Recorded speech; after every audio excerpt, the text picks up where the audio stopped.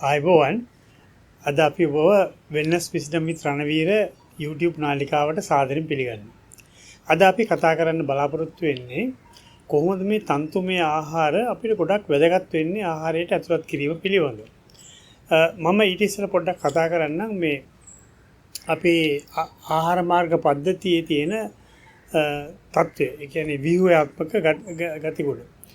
දැන් අපි පටන් ගත්තට පස්සේ මුඛය, ඊට පස්සේ ඉන්නේ ආමාශය, ඊට පස්සේ එනවා අපේ කුඩා බඩවැල, ඊට පස්සේ මහා බඩවැල, ඊට පස්සේ ගුද මාර්ගය සහ ගුදේ. ඔක සරලව ගත්තා.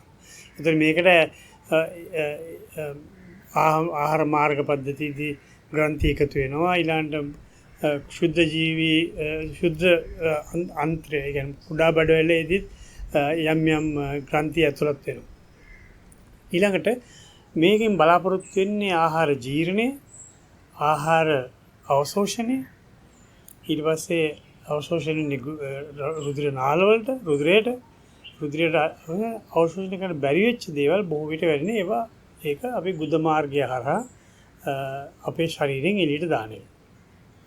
එතකොට අපි ගන්න ආහාරවල තියෙන පෝෂක වර්ග 6ක් තියෙනවා. කාබෝහයිඩ්‍රේට්, ලිපිඩ, ප්‍රෝටීන, විටමීන,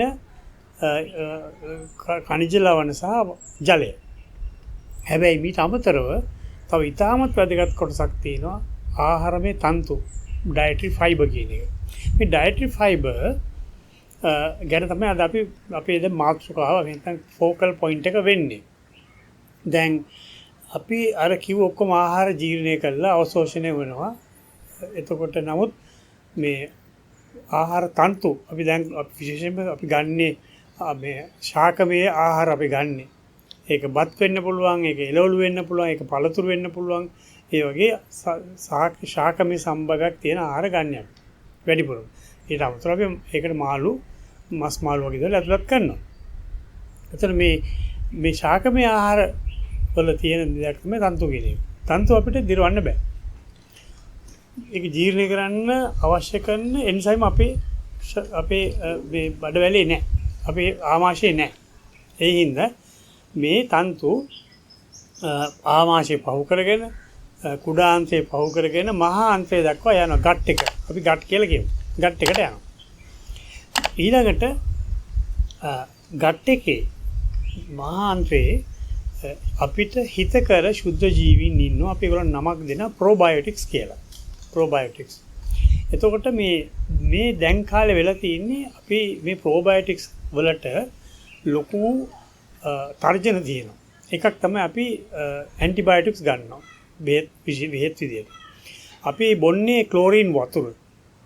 අපි කන්නේ මේ පෙස්ටිසයිඩ්ස් දාපු කෑම ගොඩක් වෙලාවට. ඒ යනාදී වශයෙන් මේ හැම දෙයක්ම අර හිතකර ශුද්ධ ජීවීන්ට අහිතකර විදිහට බලපානවා. ඒ හින්දා අපේ අන්ත්‍රයෙන්, මහා අන්ත්‍රයෙන් මේගොල්ලෝ ටික අඩු වෙනවා.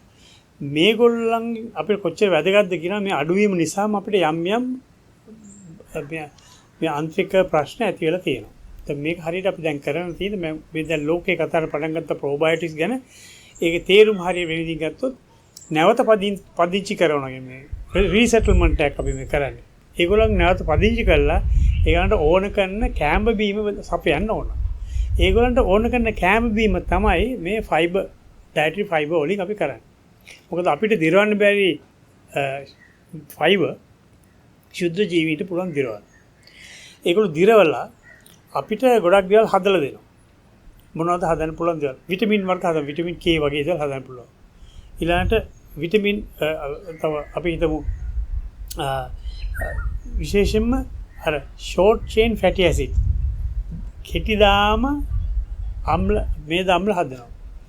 ඇසිටික් අම්ලය, ප්‍රොපියොනික් අම්ලය, බියුටික් අම්ලය වගේ.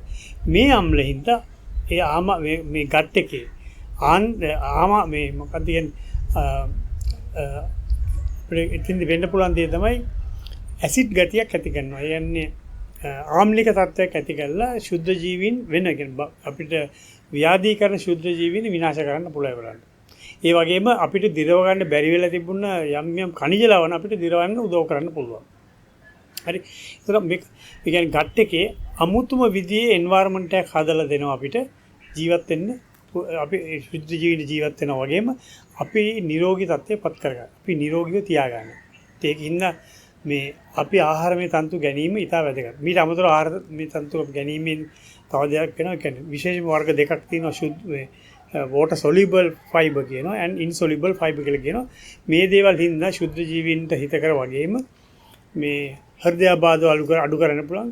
ඊළඟට දියවැඩියාවට වැඩි කරන තත්ත්වය අවම කරලා අපිට පුළුවන් මේ බ්ලඩ් ෂුගර් අඩු කරගන්න. ඒ වගේ දේවල් ගොඩක් වලට මේක උදව් වෙනවා. ඒ හින්දා අපි නොසලකා හරින්න හොඳ නෑ එළවලු වල පළතුරු වල තියෙන මේ ආහාරමය තන්තු. එතකොට අපි ඒකින්ද නැත්නම් මස් මාළු වලට හරි ගොඩක් ගණන් යනවා. නමුත් එළවලු එහෙම ලොකු ගණන් නැති වෙන්න පුළුවන්. ඒක අපිට අවශ්‍යම වැදගත්ම දේ අපිට ඒකට ලාභ දේවල් එළවලු අරගෙන එළවලු පළතුරු අරගෙන අපිට පුළුවන් හොඳ නිරෝගීමත් ආහාරයක් සකස් කරගන්න. ඒ අනුව විශේෂයෙන්ම නිරෝගී මහාන්ත්‍රයක් ගොඩනගා ගන්න පුළුවන්. තව දෙයක් මම කියන්න කැමතියි. මහාන්තරයේදී මේ නිෂ්පාදනය මේ ඇතැම් රසායනික සංයෝග අපේ මොලේ සතුටින් තියාගන්න අවශ්‍ය කරන ඉතාම සම්බන්ධකමක් තියෙනවා. වෙන එකක් කියනවා මේ මොලේ කියන්නේ පළවෙනි මොලේ, දෙවෙනි මොලේ තමයි අපේ අන්ත්‍රය කියලා. gut is the second brain. ඒ කියන්නේ විශාල සම්බන්ධයක් තියෙනවා gut එකේ මොලේ අතර. මේ සම්බන්ධය පවත්වාගෙන යන්නේ දෙගොල්ලම නිෂ්පාදනය කරන කෙමිකල්ස්, බයෝකෙමිකල්ස් හරහා තමයි. ඒ හින්දා අපි නිරෝගී ජීවත් වෙන්න නම් ආහාරමය තන්තු තියෙන ආහාර පාවිච්චි කරන්න ඕන. ඔබ සියලු දෙනාටම සුබ සහ නිරෝගීවත් දවසක් ප්‍රාර්ථනා කරනවා.